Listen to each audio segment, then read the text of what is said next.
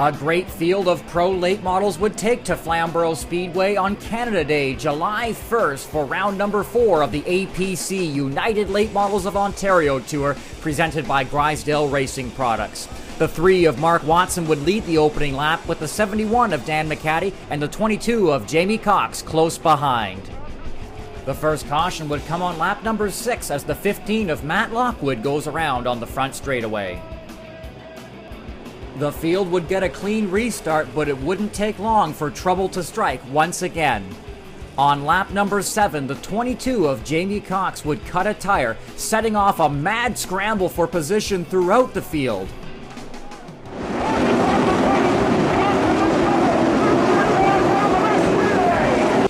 When the dust had settled, we check back in with our leaders. The 71 of Dan McCaddy leads, followed by the 3 of Watson and the 51 of Bentley. Caution, though, would come out once again for the 15 of Matt Lockwood. It would be a clean restart with the 71 of McCaddy leading, along with the 3 of Mark Watson. The 51 of Bentley also close in tow. On lap number 12, there's trouble in the top group. The 51 of Bentley and the 3 of Watson make contact. Watson would hit the turn 1 wall hard, bringing out the caution flag. The 51 of Bentley would be sent to the rear of the field for his involvement in the incident. On lap number 12, we get a dusty start from our leaders. The 71 of McCaddy and the 9 of Watson make contact at the front of the field. As the group funnels into turns 1 and 2, the caution would come out, triggering yet another restart. On the restart, it would be a good start for the 71 of McCaddy and the 9 of Watson, still making contact though as the green flag drops. Into turn 1, the 9 of Watson would slide back through the field, opening the door for the 86 of Billy Schwarzenberg and the 89 of Chenoweth to get into the mix. Lap 13 would not be a lucky lap for the drivers of the APC United Late Models Tour. As drivers make their way into turn 3 at the back of the field, trouble as the 21 of Matt Pritico slamming into the back of the 48 of Dwayne Baker as multiple cars come to rest. The race would get back underway with the 71 of McCaddy and the 9 of Watson leading the field to the green flag. Up on the high side, the 9 of Brandon Watson and the red 71 of Dan McCaddy out of turn 4 make a little bit of contact as the 9 of Brandon Watson completes the pass for the lead. Caution on lap 16 for number 26, Terry Baker spinning in turn 2. The restart would be a jump start on the 9 of Brandon Watson and a close call deeper in the field as the 23 of McGlynn gets hit from behind and drivers scramble for position. The next restart would be a clean one for the leaders, but would see a major front stretch crash involving multiple drivers, including the 23 of McGlynn as he spins around, the 22 of Jamie Cox also into the wreck, with the 97 of Trevor Culver. But he was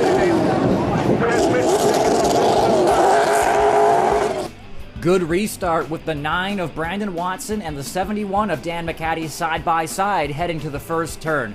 The lead duo would battle for position out of turn 2, the 9 of Watson down low, the 71 of McCaddy fighting up high. On lap 18, the 9 of Watson would be able to clear the 71 of McCaddy to secure the lead. On lap 19, caution flies again for a spinning number 2 of Rick Burbridge. Dwayne Baker's crew working hard, an unrecognizable 48 returns to the racetrack. On the restart, the front 4 find themselves in a pitched battle, still with the 9 of Watson, the 71 of McCaddy, but also the 89 of Chenoweth going to battle with the 83 of Dale Shaw.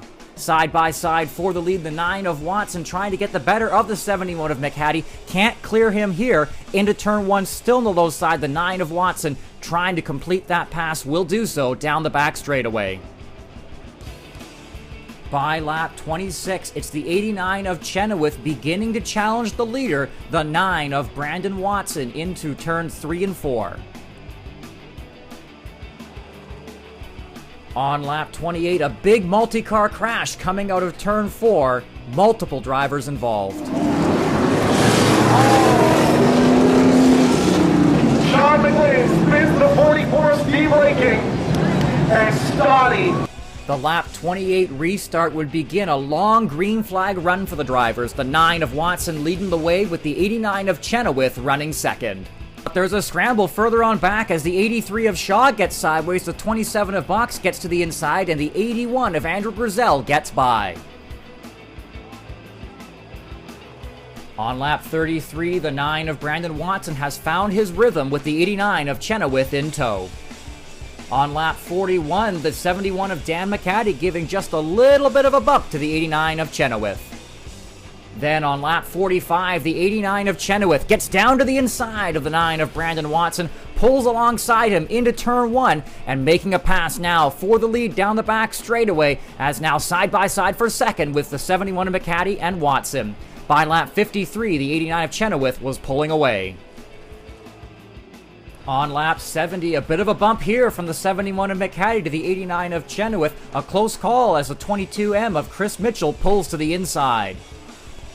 On lap 72, trouble for Joshua Stade with a flat tire on his 17 car. As all eyes are on the front straightaway, there'll be trouble in turn 2 for second place runner. The red 71 of Dan McCaddy will spin in turn 2, bringing out the caution flag.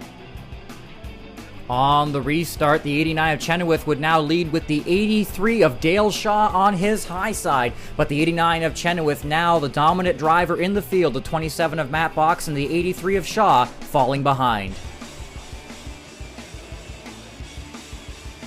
By lap 97, Chenoweth had stretched his lead even further, and on lap 100, he would come around out of turn 4 with the waiting checkered flag to win round number 4 of the APC United Late Model Series on Canada Day. The next event for the APC United Late Models of Ontario, presented by Grisdale Racing Products, is at Flamboro Speedway, Saturday, July 18th.